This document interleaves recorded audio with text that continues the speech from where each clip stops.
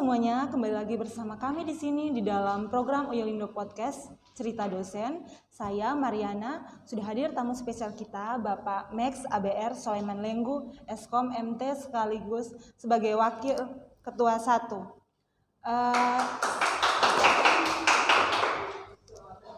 Selamat datang Pak di dalam podcast kami ini.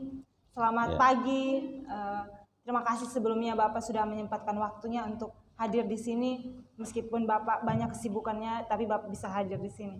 Oke, terima kasih. Selamat pagi juga. Ya. Sebenarnya Bagaimana tidak sibuk sih sebenarnya. Ya, silakan. Bagaimana Pak keadaannya sekarang? Ya, seperti ini. Sehat kan? Iya. Puji Tuhan ya. Iya. Sebagai mahasiswa kami mengenal Bapak sebagai dosen, kemudian sebagai Wakil Ketua 1. Boleh Pak cerita sedikit pengalaman pendidikan Bapak dari kuliah S1, S2-nya di mana, kemudian lebih fokusnya ke bidang apa Pak waktu mengambil jurusan? Baik, jadi sebenarnya saya dulu tuh kuliahnya dari diploma, diploma teknik komputer zaman tahun, mungkin kamu belum lahir ya, tahun 94 ya. Itu baru awal-awalnya komputer 386DX ya, itu masih pakai disket. Itu lalu saya selesainya tahun 98.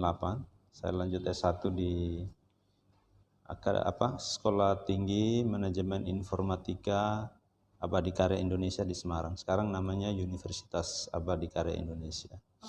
Lalu ambil teknik informatika. Saya selesai, sempat kerja juga di perusahaan swasta, beberapa perusahaan swasta di Semarang. Itu setelah lulus dari S1? Ya, kerja dulu di editing data processing. Lalu, tapi saya sebenarnya di teknik informatika kami ada konsentrasi grafis. Saya ambilnya di konsentrasi ilmu grafis waktu itu. Lalu, setelah pulang Kupang, rencana hanya datang libur. Tapi waktu itu Stikom sudah buka ya, saya coba bantu-bantu ngajar ya awal-awalnya. Lalu setelah itu tahun 2010 saya lanjut di Atmajaya, Universitas Atmajaya Jogja. Konsentrasinya mobile computing, tapi mobile computing yang risetnya arahnya sebenarnya ke perpaduan antara mobile computing dengan enterprise system. Sehingga banyak riset kita sekarang yang saya lakukan itu di bidang e-government, bantu pemerintah kota lah di e-government. Mungkin itu ya, sedikit cerita gitu. Jadi waktu Pak mengambil jurusan teknik informatika, waktu S1 itu memang Pak sudah ada skillnya di jurusan itu atau ada dorongan dari luar untuk ambil jurusan itu? Jadi gini, sebenarnya dulu itu saya cita-citanya jadi arsitek. Rencananya mau jadi arsitek. Sukanya menggambar, sukanya arsitek, makanya waktu saya ambil teknik informatika, itu kami ada konsentrasi grafis. Saya ambilnya di ilmu grafis. Jadi sebenarnya saya lebih suka ke grafis, multimedia. Awal-awal saya lulus seperti itu.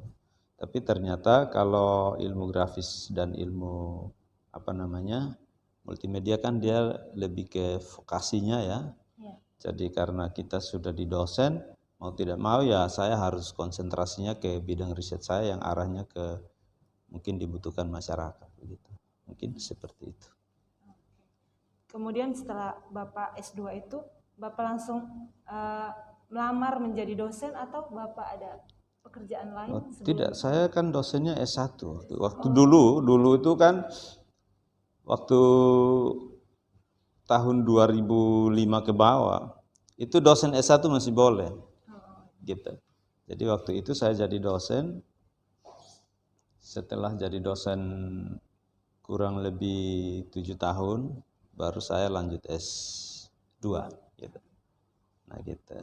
Ceritanya begitu. Oke. Kalau boleh tahu di sini Bapak mengajar jurusan apa Pak? Maksudnya mata kuliah apa? Kemudian di semester berapa saja? Karena terus terang saya belum pernah ketemu dengan Pak untuk di dalam kelas Pak. Ya. Jadi dulu itu sebenarnya kita ngajar dari semester 1, tapi mulai dosen-dosen muda sudah banyak. Kami lebih ke filsafat ilmu, ya. Bagaimana mahasiswa itu kita dosen-dosen senior itu ngajar ke filsafat ilmu informatika. Jadi mungkin mulai angkatan kalian itu saya ngajarnya interaksi manusia dan komputer. Terus komunikasi data, terus IT service management, ya, terus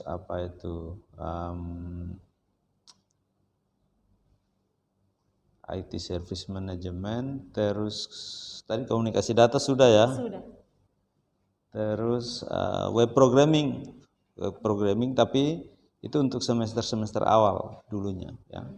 Kalau sekarang ya itu etika profesi, ya. Jadi bagaimana mahasiswa itu menggunakan komputer itu sesuai dengan standarisasi interaksi manusia dan komputer sesuai dengan bidang ilmu kita. Mungkin itu ya mata kuliahnya. Jadi Pak ini mengajar di teknik informatika dengan sistem informasi. Ya, D3 juga ngajar. Jurusannya, mata kuliahnya juga sama? Iya, mata kuliah yang sama. Kemudian kalau di teknik informatika Pak mengajarnya untuk semester 6 ke atas? Iya, saya semester 6 ke atas, semester 6 dan 7. Oh iya, jadi pantas kami belum pernah Ya, ketemu dengan semester Pak. 6 dan 7. Gitu. Jadi Bapak sudah berapa lama ini mengajar di sini Pak? Sudah hampir 18 tahun ya. 2000. Jadi kan Pak ajarnya dari masih S1. Ya. Itu sudah di sini Ya, kemudian lanjut ajar sudah 18 tahun. Iya. Cukup lama. 18 tahun. Kamu belum sekolah ya? Iya masih itu belum.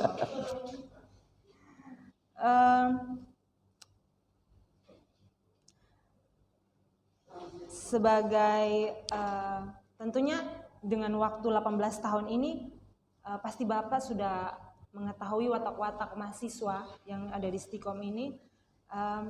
Bagaimana Pak bagaimana Bapak berhadapan, maksudnya begini Pak, sudah 18 tahun ini Bapak menjadi dosen, pasti Bapak sudah mengenal watak mahasiswa di Stikom ini. Pasti ada yang baik, kemudian ada yang buruk. Bagaimana Bapak menanggapi itu? Kemudian solusinya seperti apa? Oke, ini apa ya? Pertanyaannya apa ya? Lumayan agak subjektif ya, tapi saya coba jawabnya sesuai apa yang saya temukan. Jadi gini, satu ketika, boleh saya cerita agak panjang ya? Tidak apa-apa, Pak, lebih baik lagi. Jadi gini, dalam hidup saya itu begini, bahwa tidak ada satupun yang tidak bisa dirubah.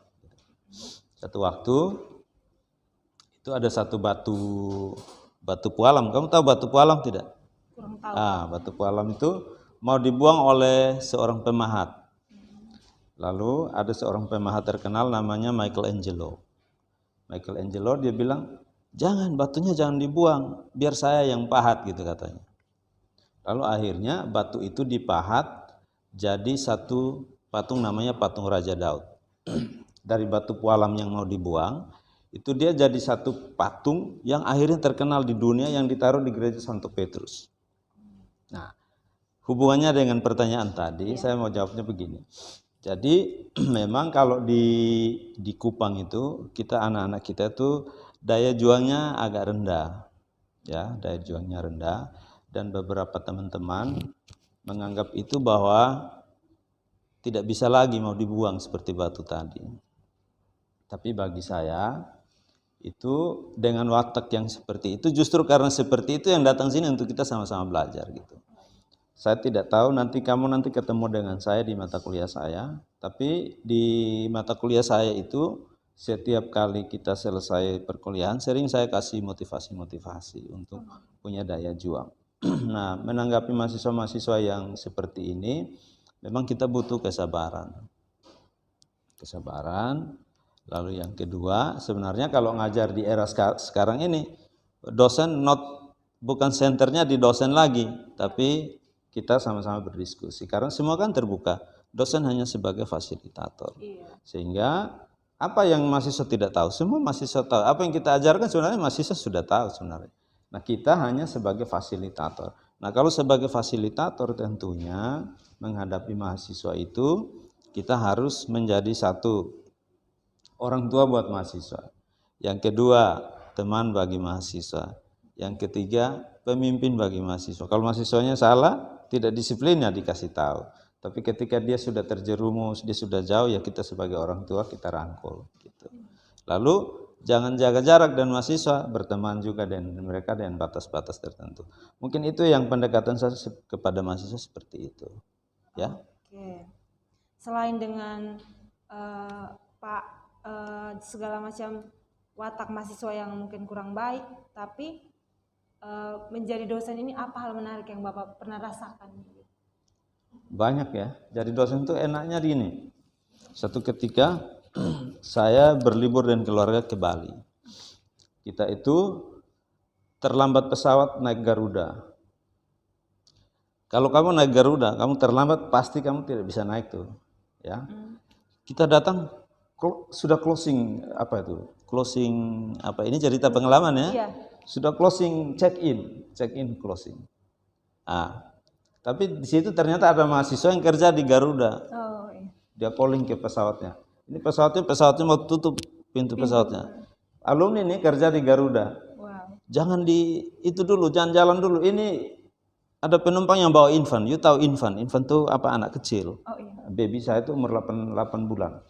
Itu pesawatnya buka pintu lagi. Lalu dia bawa barang saya, dia check in, dia bawa barang saya naik ke pesawat. Nah, itu enaknya jadi dosen di situ. Oh, iya. Kalau antri di bank, tiba-tiba ada datang, biar Pak saya yang antrikan. Nah, itu enaknya di situ. Nah, gitu ya. Kita punya teman di mana-mana gitu. Nah, urus SIM, itu tiba-tiba tahu-tahu ada alumni yang di situ. Nah, gitu. Enaknya di situ. Ya, gitu. Itu enaknya jadi dosen di situ. Tidak enaknya, mungkin ada dosen, kita punya pengalaman tuh, mungkin ada mahasiswa yang sebenarnya dia jengkel dengan dosen yang lain, tidak suka dengan dosen yang lain. Tapi kita kecipratan kejengkelan itu. Paling semua juga begitu. Nah, itu tidak enaknya ya. Tapi kalau enaknya di situ. Yang berikutnya sebenarnya jadi dosen itu panggilan jiwa. Jadi tidak semua orang bisa jadi dosen, ya. Jadi dosen itu sebuah panggilan jiwa. Jadi kalau orang yang punya panggilan jiwa dalam hatinya, itu dia bekerja sebagai dosen bukan karena upah, tapi karena bagaimana merubah sebuah generasi. Itu sebenarnya prinsip untuk jadi dosen itu begitu, panggilan jiwa. Itu penting. Mungkin itu ya, enak dan tidak enaknya di situ. Oke, Pak.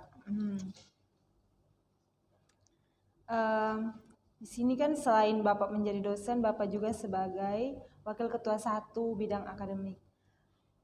Begini Pak, banyak teman-teman yang tanya, Wakil Ketua 1 itu kerjaannya apa sih? Mungkin mereka taunya kalau ada masalah selalu bertemunya dengan Pak Eman begitu. Jadi mungkin Bapak bisa menjelaskan pekerjaan dari Wakil Ketua 1? Kalau di Wakil Ketua 1, jadi ada 3 hal yang Wakil Ketua 1 tugasnya Wakil Ketua 1. Yang pertama itu mengawasi berjalannya pendidikan, pengajaran dan pendidikan. Jadi jadwal-jadwal kalian, mata kuliah kurikulum kalian itu tugas saya. Kamu belajar harus standarnya IEEE, itu tugasnya di Wakil Ketua Bidang Akademik. Kurikulum, kita ngatur kurikulumnya, perkuliahan, proses belajar mengajar. Lalu yang kedua itu penelitian, lalu yang ketiga itu pengabdian masyarakat. Jadi mulai dari pendidikan, pengajaran, penelitian dan pengabdian masyarakat itu tugas kita. Jadi jadwal-jadwal kuliah, kalian belajar apa, dosennya mengajar siapa yang membimbing kalian, nah itu tugasnya saya di program studi. Jadi apa itu dapurnya untuk supaya kamu jadi sarjana, nah itu di bidang kita. Nah kalau di bidang 2 itu belanjanya, uang belanjanya di situ. Gitu. Kalau diilustrasikan rumah tangga gitu.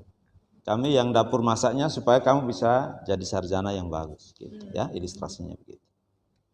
Gitu. Sebelum tadi Pak menjelaskan pekerjaan dari WK1. Mungkin Bapak bisa menjelaskan ini bagaimana Bapak bisa jadi wakil ketua 1. Gitu. Saya dulu pulang S2,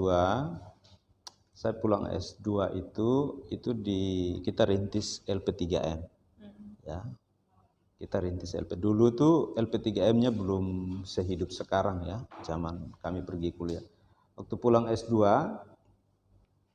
itu kita rintis menghidupkan LP3M, kita mendirikan jurnal, lalu proceeding seminar semau, itu di eranya kita.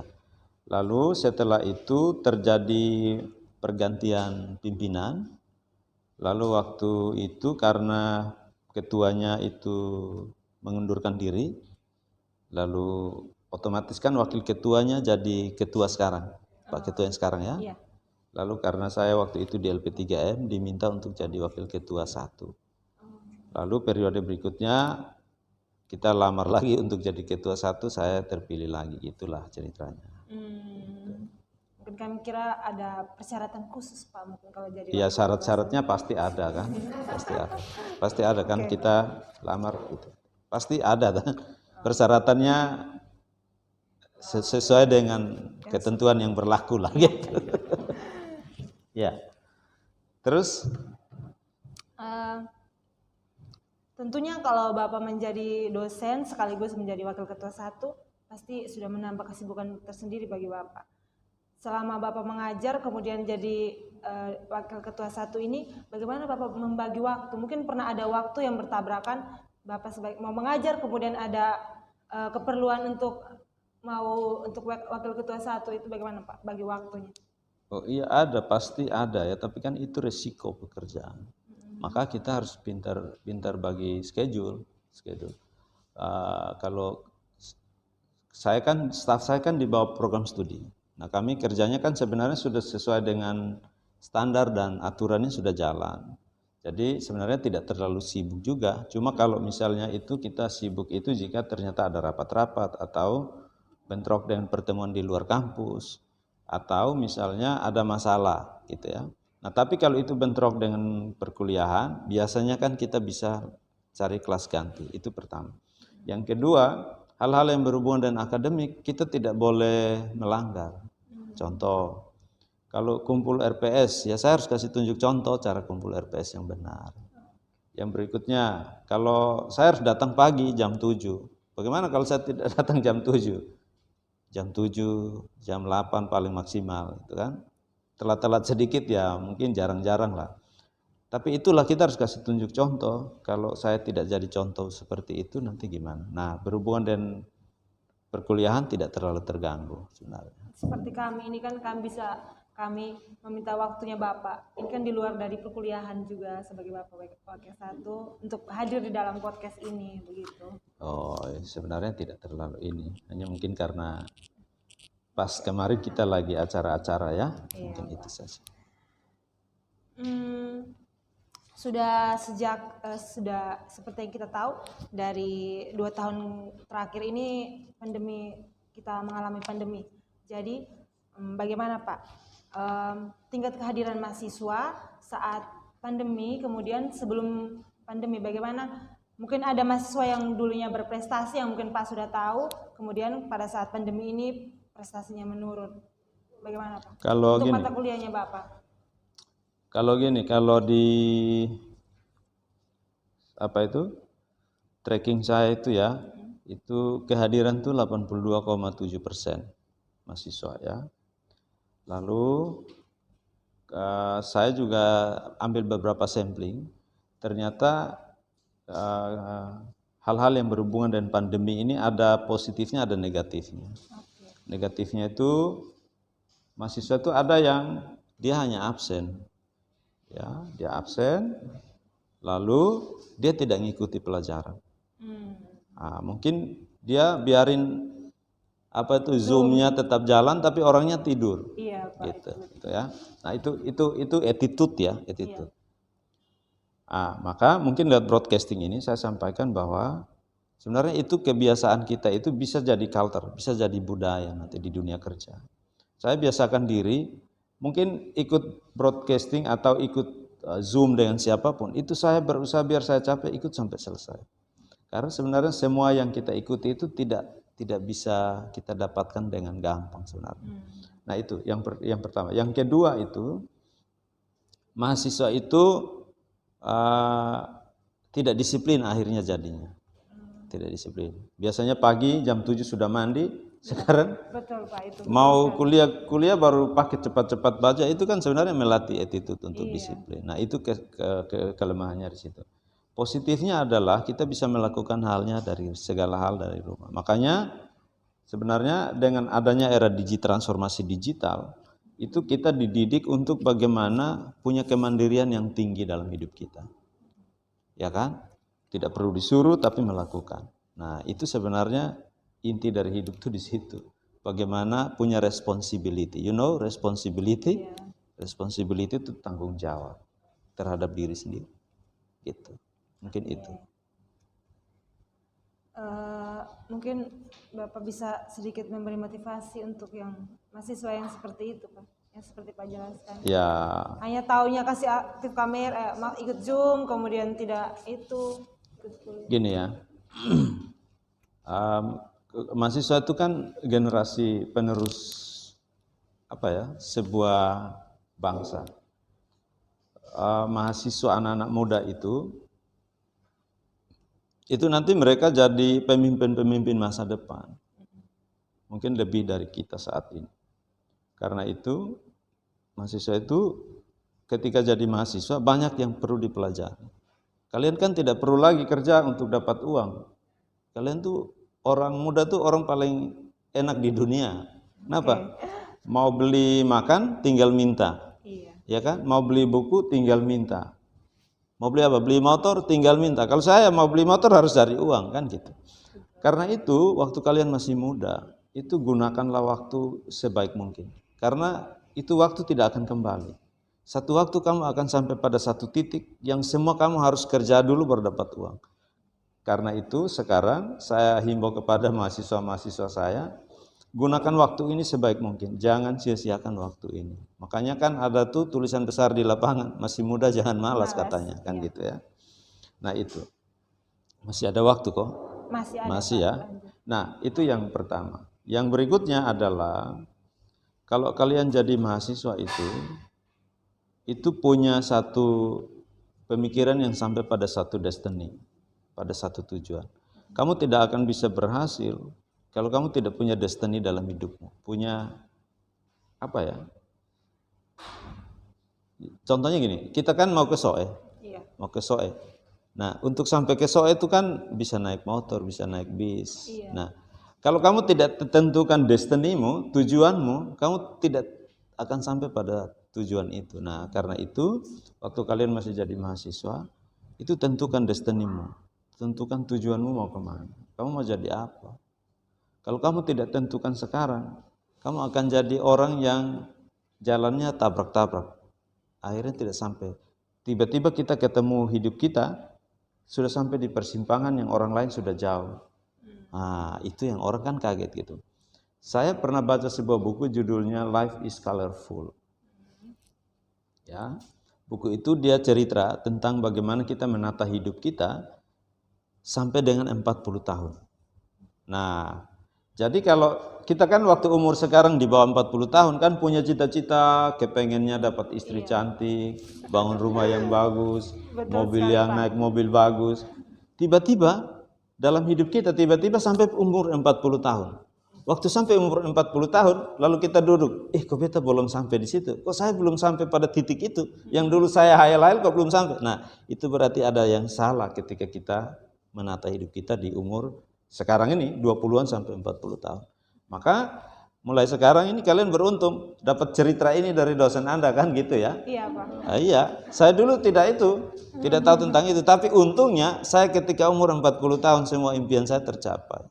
Ya walaupun tidak itu ya, tentunya di situ. Nah, jangan sampai impian kalian sampai umur 40 tahun baru kalian kaget. Kok beta masih tinggal di gubuk? Nah gitu ya.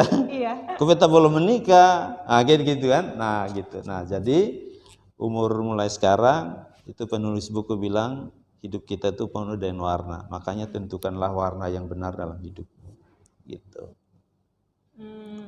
Pertanyaannya selanjutnya, sebagai Wakil Ketua 1, apakah kurikulum atau implementasi yang berbeda dalam kegiatan belajar mengajar di masa pandemi?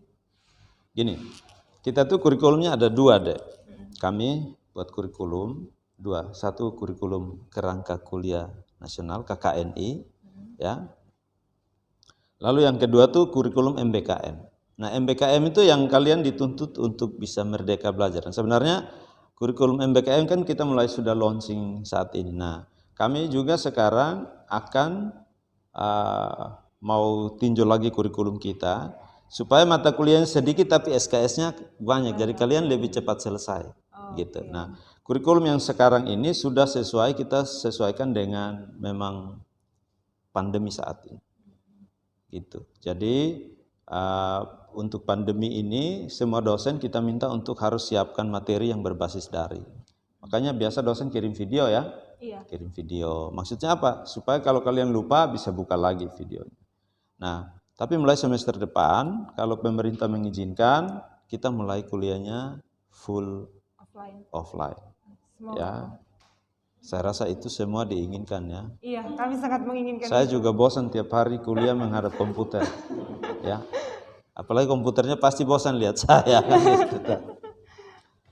Oke, Pak. Mungkin itu kok, atau tambahin lagi? Ada tambahan? Masih Pak. Jadi Ya, silakan. begini Pak. Di sini kan di Stikom kalau mau UTS atau UAS selalu ada isi kuesioner penilaian dosen. Bagaimana Bapak menanggapi kritikan dan saran dari mahasiswa? Iya ya, saya kadang baca itu mahasiswanya tidak jujur soalnya. Iya, itu banyak Pak yang Ya, begitu. saya pikir kan gini, saya biasanya pertanyaan-pertanyaan kalau isi kuesioner apapun, biasanya jujur apa adanya. Nah, mungkin karena mahasiswanya takut, dia tidak lulus mata kuliah itu. Ya, makanya lewat broadcast ini, jawablah dengan sejujur-jujurnya, gitu. Kalau kamu tidak suka dosennya, bilang ini dosen begini, gitu aja. Nah, dari hasil evaluasi yang dikirim oleh mahasiswa, itu biasa kan kita olah di bidang akademik, kita olah, lalu kita umumkan ke dosen. Nanti dosennya dapat tuh, ini kamu ternyata suka maki-maki mahasiswa di kelas. Nah, itu ada juga yang jawab jujur begitu, tapi presentasinya kecil. Nah, dari hasil evaluasi itu lalu kita panggil dosennya, kita BAP bersama dengan Badan Penjaminan Mutu. Ya, kita BAP dosennya lalu supaya ke depan bisa berubah. Tapi pada prinsipnya begini. Kami di akademik itu maunya supaya mahasiswa itu cepat selesai deh. Kami juga bosan lihat mahasiswanya di sini terus. Iya. Yang itu yang pertama. Yang kedua, kami juga kasihan orang tua bayar terus. Jadi kami di bidang akademik itu selalu kami membantu mahasiswa untuk dia cepat selesai perkuliahannya. Makanya lewat broadcast ini saya mau sampaikan, kalau kalian dapat masalah misalnya dicurangin sama dosen, bilang ke saya, nanti saya panggil dosennya. Kalau kamu bimbingan skripsi, lalu skripsinya kamu bimbing disusah-susahin sama dosen, bilang ke bidang akademik, nanti kita ganti dosennya. Ada aturan SOP-nya ada SOP-nya ada. Atau kamu ambil mata kuliahnya tidak lulus-lulus. Nah, kalian jujur saja dievaluasi di itu. Nanti kita panggil dosennya, kita cari tahu masalahnya apa. Tapi prinsipnya di bidang akademik, kita tuh mau kalian cepat selesai dari Stikom. Gitu ya, prinsipnya di bidang akademik. Makanya kalau mahasiswa-mahasiswa yang terancam DO, setiap tahun kita panggil. Kita tanya masalahnya apa, orang tuanya kita panggil, nah kita selesaikan masalahnya. Kerjaan saya biasa di situ. Jadi membalut luka hati dari mahasiswa.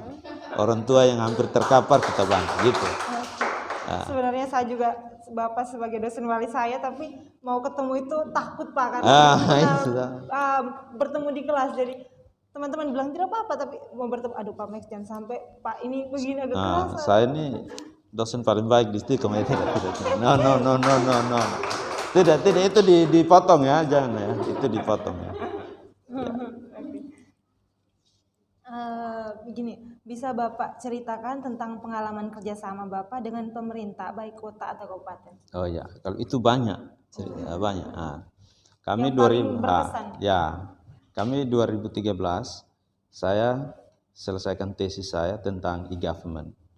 Itu bagaimana kita memaksimalkan IT service management untuk penerapan di kelurahan, di desa begitu ya. Nah, itu tesis saya. Lalu kita kerjasama dengan pemerintah kota.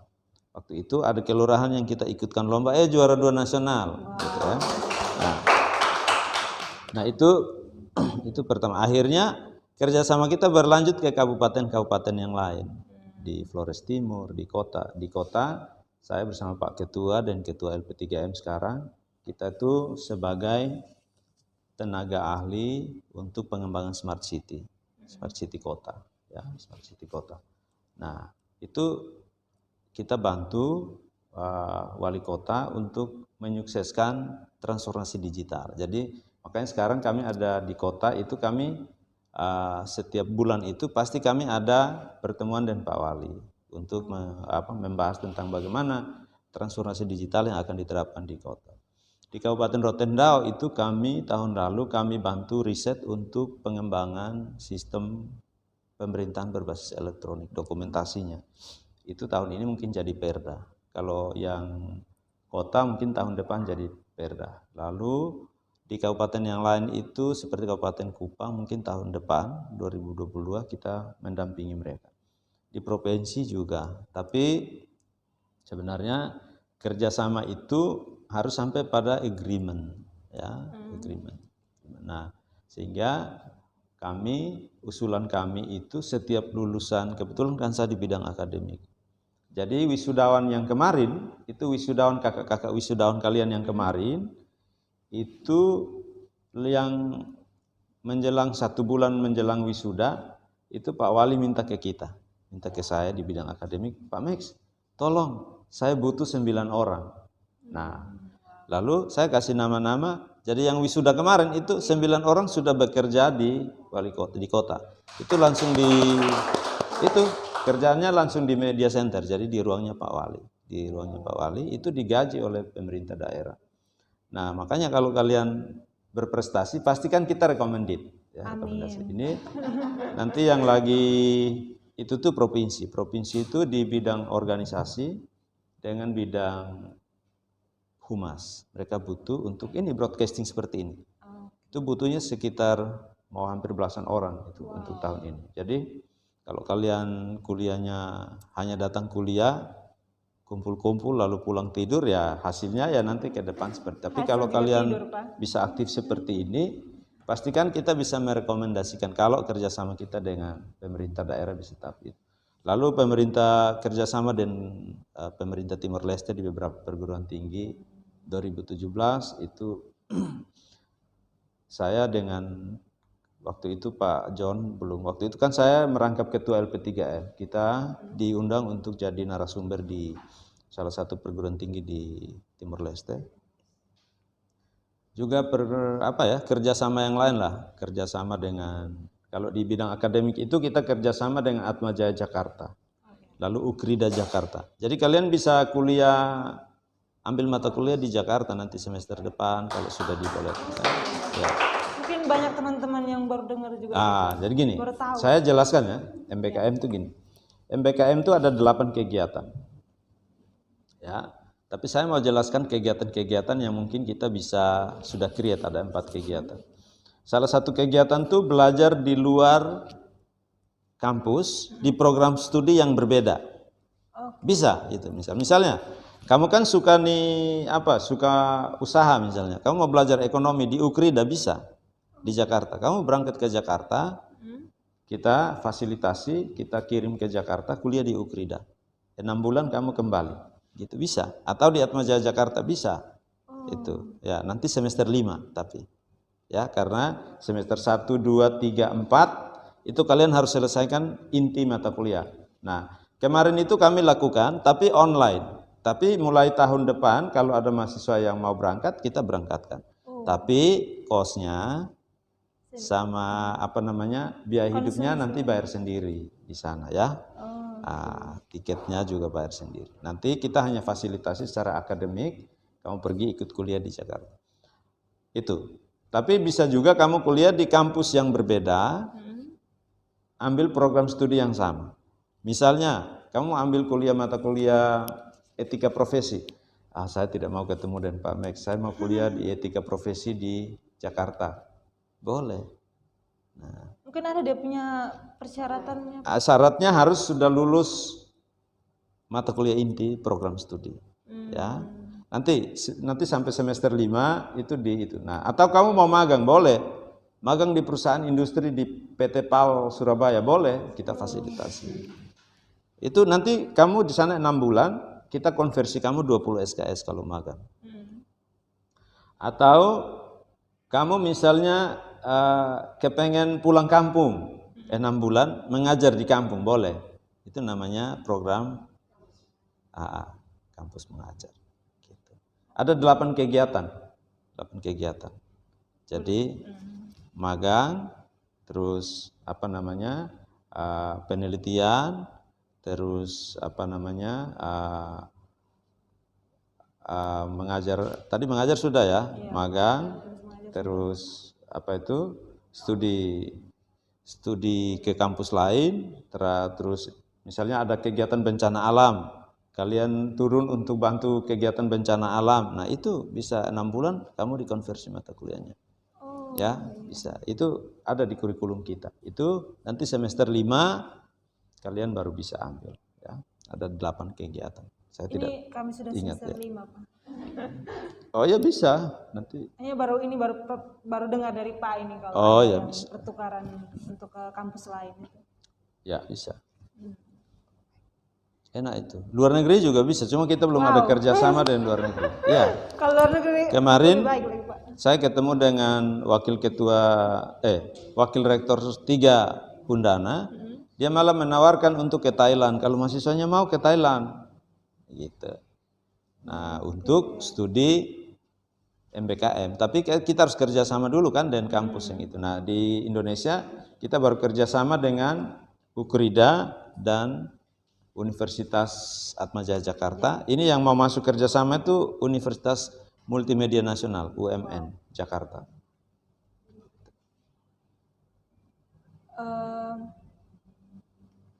Begini Pak, Pak boleh mengajak teman-teman calon mahasiswa baru ya, untuk bergabung dalam Stikomit untuk terakhir. Gini, saya kemarin kita buat riset nih. Ternyata dari riset itu kita sampai di era namanya transformasi digital transformasi. Jadi semuanya berbasis digital, ekonomi digital, apalagi edukasi digital, semuanya digital, pemerintahan digital, semuanya berbasis digital. Nah, dari hasil riset kita ternyata itu pekerjaan-pekerjaan ke depan yang dibutuhkan itu adalah orang-orang yang menguasai transformasi digital. Siapakah mereka? Orang-orang yang belajar IT. Nah, karena itu anak-anak yang lulusan SMA itu saya justru selalu motivasi kuliah yang sekarang yang ilmunya nanti akan berkembang di kemudian hari itu adalah ilmu yang bisa belajar tentang transformasi digital. Kalau you belajar tentang informatika yang berhubungan dengan transformasi digital di era ini, itu you bisa masuk ke dunia pertanian, you bisa masuk ke dunia peternakan, you bisa masuk ke dunia kesehatan, you bisa masuk ke semuanya. Pesannya apa? Bahwa sebenarnya itu semua ilmu yang ada di bumi ini nanti itu terintegrasi dengan satu ilmu namanya ilmu informatika. Ponakan saya itu adalah dokter, ada anaknya kakak saya itu ada yang dokter. Dia baru selesai dokter dari Erlangga. Dia sekarang lagi belajar informatika, belajar coding, belajar yang lain. Artinya apa? Orang tidak merasa cukup kalau dia hanya belajar ilmunya. Ternyata ilmu IT ini dia berguna untuk semua ilmu kita. Nah, karena itu kamu rugi ya kita. Kamu rugi kalau tidak masuk di ilmu informatika. Kuliahlah di sekolah yang ada disiplin ilmu informatika. Nah, risetnya itu 97% masa depan itu dunia kerja itu butuh orang informatika. Makanya sekarang ada cerita-cerita lucu bilang begini. Kalau sekarang itu ibu-ibu, bapak-bapak itu dia cari menantu itu anak informatika. Gitu.